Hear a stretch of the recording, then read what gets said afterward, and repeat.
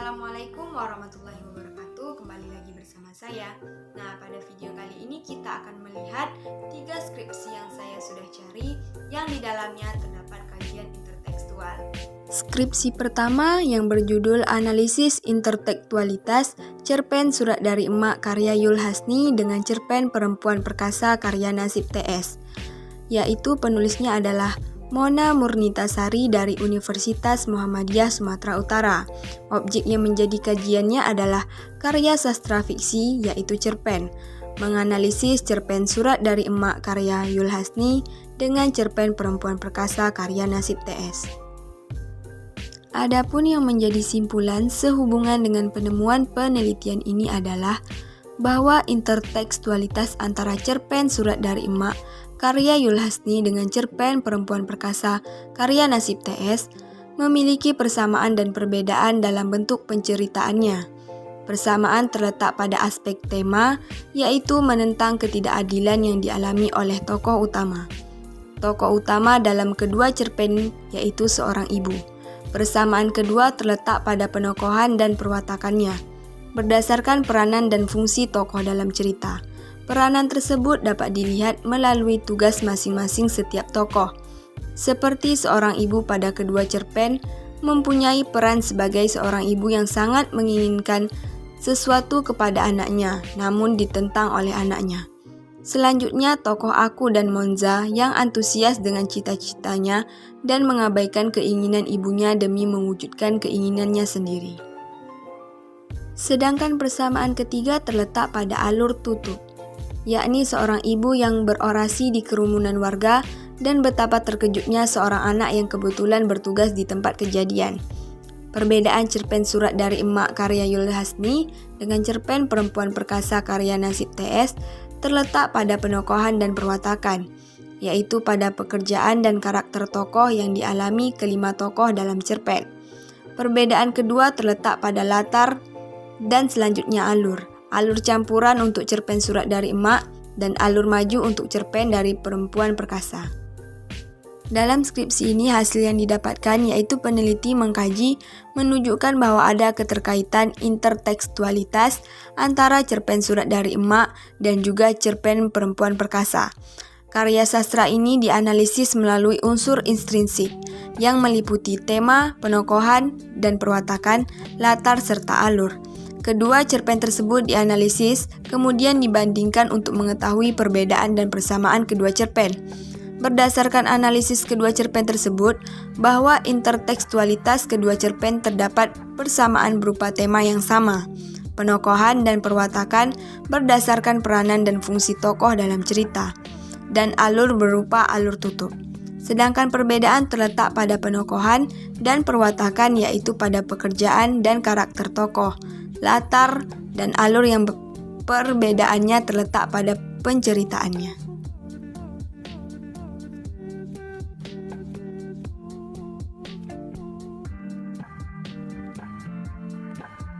Selanjutnya, skripsi yang kedua berjudul Kajian Intertekstual Novel Cinta Berkalang Noda karya Mirawe dan Novel Menari di Atas Awan karya Maria Sarjono, yaitu penulisnya adalah Apriana Muharromah dari Universitas Widya Dharma Klaten. Objek yang dikaji adalah karya fiksi novel yaitu menganalisis hubungan intertekstual novel Cinta Berkalang Noda dan novel Menari di Atas Awan.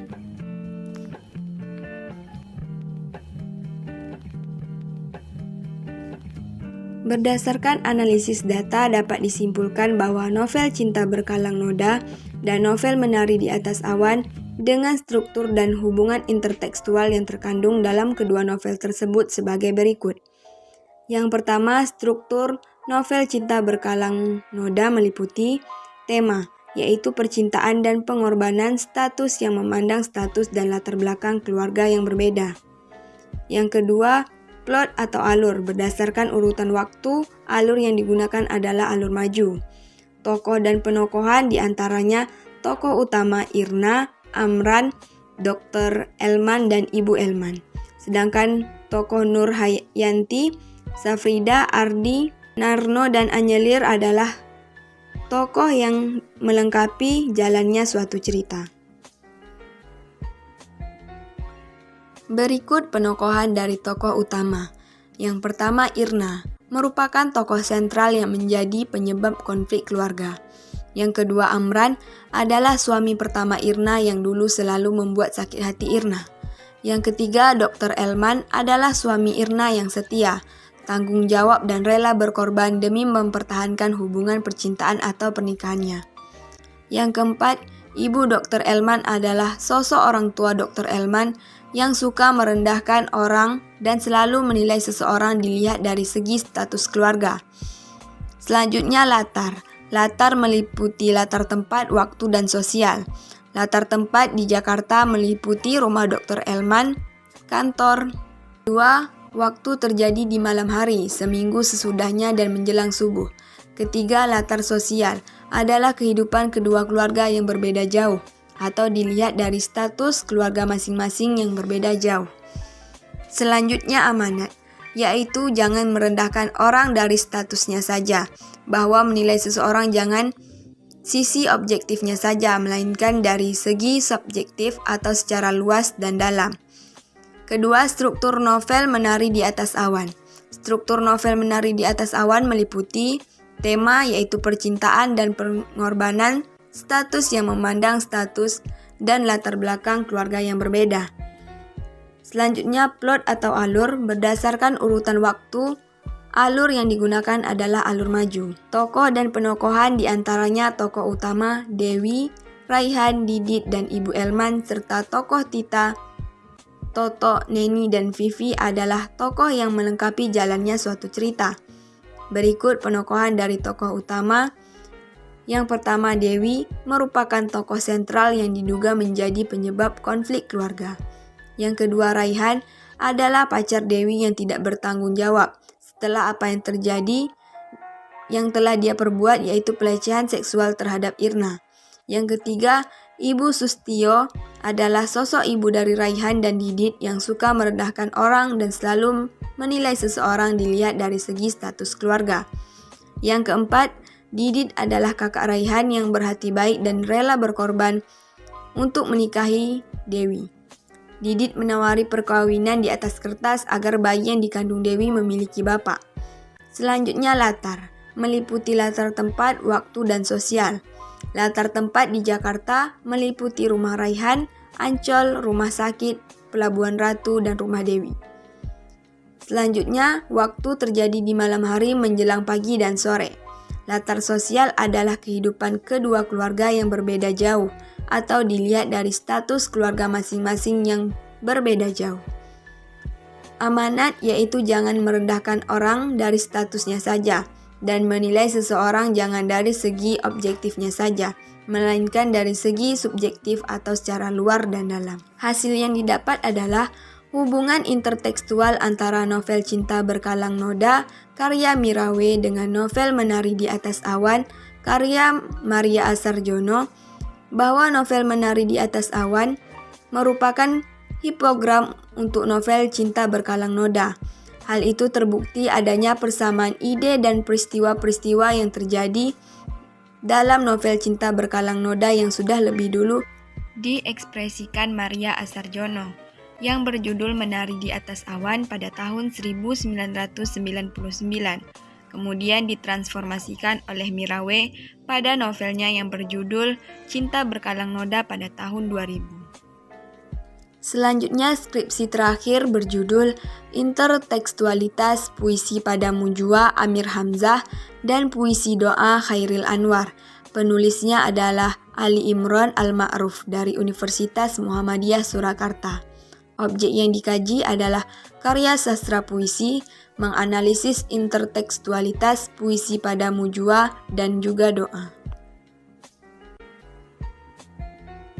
Kesimpulan dari skripsi ini adalah, berdasarkan analisis di atas dapat dikemukakan konklusi sebagai berikut. Yang pertama, ada hubungan intertekstual antar puisi Padamu Jua karya Amir Hamzah dengan puisi doa karya Khairil Anwar. Puisi Padamu Jua sebagai hipogram ditransformasikan pada puisi doa, baik dengan cara ekspansi maupun konversi.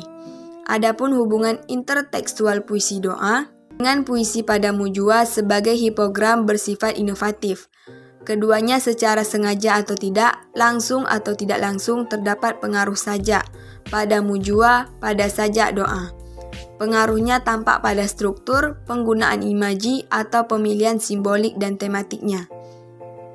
Walaupun dengan gaya pengucapan yang berbeda, dipengaruhi oleh latar belakang penyair masing-masing.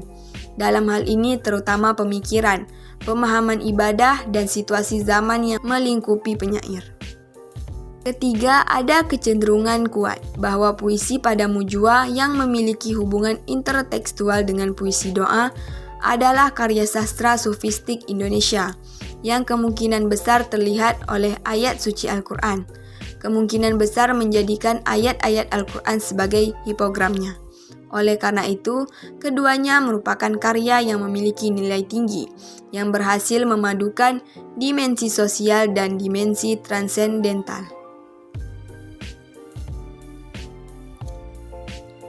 Hasil yang didapat dengan analisis di atas maka dapat dikemukakan bahwa kedua sajak itu merupakan karya sastra yang syarat dengan nilai transendental dan kental dengan dimensi keilahian.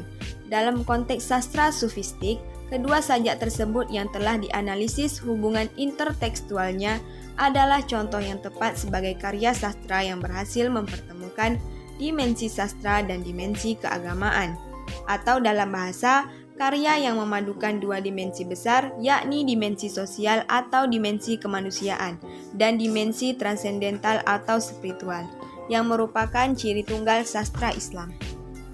Sekian video kita pada kali ini, semoga apa yang disampaikan tadi bermanfaat untuk kita semua. Terima kasih, wassalamualaikum warahmatullahi wabarakatuh. Bye.